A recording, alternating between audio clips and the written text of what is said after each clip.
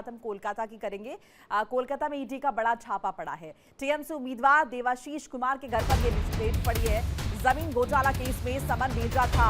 Rasbihari seat से TMC के उम्मीदवार है देवाशीष, जिनका यहाँ पर जिक्र करें। टीएमसी उम्मीदवार के घर पर रेड पड़ी है। पश्चिम बंगाल में जल्द ही चुनाव होने हैं और चुनाव से पहले ये बड़ी जानकारी आपके साथ साझा कर रहे हैं। कोलकाता में ईडी का छापा पड़ा है। टीएमसी उम्मीदवार है देवाशीष कुमार, जिनके घर पर यह रेड डाली गई है ईडी द्वारा। जमीन घोटाला केस में समन भेजा गया था ईडी द्वारा और उसके बाद अब ये रेड डाली गई है। खास बात यह है कि रासबिहारी सीट से टीएमसी के उम्मीदवार है देवाशीष, जिनका यहां पर जिक्र कर रहे हैं। अब ऐसे में इस मामले पर राजनीति भी तेज होगी।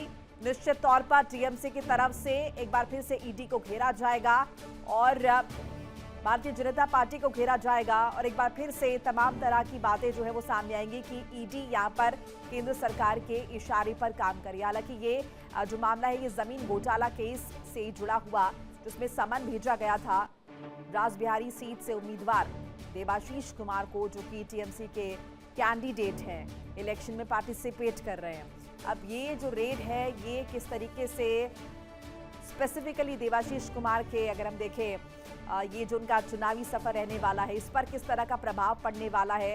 ईडी की कार्रवाई हुई है चुनावी माहौल के बीच, ऐसे में आरोप प्रत्यारोप का दौर भी बहुत तेज होगा।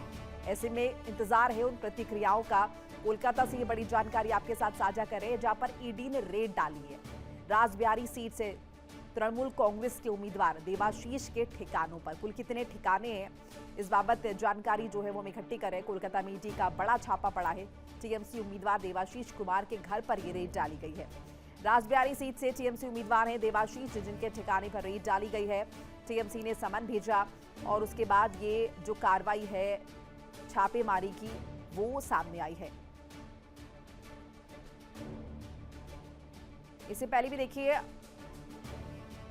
इलेक्शन कमीशन को लेकर भी लगातार टीएमसी जो है वो हमलावर रही है और ये लगातार कहा जाता रहा है कि इलेक्शन कमीशन जो है वो कहीं ना कहीं प्रभावित है और केंद्र के इशारों पर काम कर रहा है। और ईडी को लेकर भी लगातार कि ईडी का इस्तेमाल किया जा रहा है केंद्र सरकार द्वारा, ताकि इन चुनावों को इन्फ्लुएंस किया जा सके, इन चुनावों पर प्रभाव डाला जा सके और टीएमसी को कहीं ना कहीं जनता के बीच में कटघरे में खड़ा किया जा सके।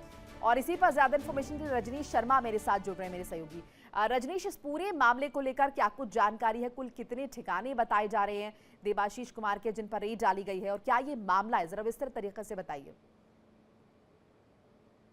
देखिए, ईडी इस समय जो कोलकाता में रेड कर रही है और ये 4 लोगों के ठिकानों और उनके दफ्तरों पे ये रेड चल रही है। जो रेड चल रही है वो मर्लिन ग्रुप है, एक जो काफ़ी बड़ा जो इंफ्रास्ट्रक्चर ग्रुप है, रियल एस्टेट कंपनी है ये मर्लिन ग्रुप। इसके जो निदेशक हैं, बात की जाए अगर इनमें लोगों की अगर बात की जाए तो मर्लिन ग्रुप के तमाम लोगों के खिलाफ इस समय जो है वो छापेमारी चल रही है, जिसमें कोलकाता के कई ऐसे प्रोजेक्ट्स हैं जिनको लेकर ये छापेमारी चल रही है। हालांकि अगर इनकी बात की जाए तो मर्लिन ग्रुप पे आरोप है कि उन्होंने ज़मीन को जो गलत तरीके से गलत दस्तावेज को तैयार करके हथियाया और उसके बाद जो है मनी लॉन्ड्रिंग का भी इन पे आरोप था। इसी के चलते तमाम लोगों पर जो है वो इस समय छापेमारी चल रही है। बात की जाए अगर इन छापेमारी की तो मैं आपको बता दूं ये चल रही ये मिडलटन स्ट्रीट, सॉल्ट लेक और इसके अलावा कई और अन्य ठिकाने हैं कोलकाता में मर्लिन ग्रुप के, जहां पर ये इस समय छापेमारी चल रही है। हालांकि अगर ईडी का कहना है कि अभी ये छापेमारी जो है वो शुरुआती दौर में है, क्योंकि अप्रैल के पहले महीने में अप्रैल के पहले हफ्ते में पहले जो 10 दिन है उसमें भी जो है वो इस तरीके की शिकायतें मिली थी, जिसके बाद जो है वो पूछताछ के लिए बुलाया था। और आज जो मर्लिन ग्रुप है उसको लेकर तमाम जगह इस समय छापेमारी चल रही है। ईडी का कहना है कि एक बार छापेमारी पूरी हो जाएगी उसके बाद ये जो है वो इंफॉर्मेशन शेयर की जाएगी कि इस छापेमारी में ईडी को क्या हाथ लगा। जी रजनीश, इस मामले पर निश्चित तौर पर एक बार फिर से ईडी और अगर हम देखें ईडी वर्सेस टीएमसी की तस्वीर जो है वो नजर आएगी। आरोप प्रत्यारोप का दौर भी शुरू होगा और एक बार फिर से ये देखा जाएगा या फिर कहा जाएगा कि ईडी जानबूझकर इस वक्त को उसने चुना है और छापेमारी की ये कार्रवाई को अंजाम दिया गया है। देखिए, जाहिर तौर पे ये होना है।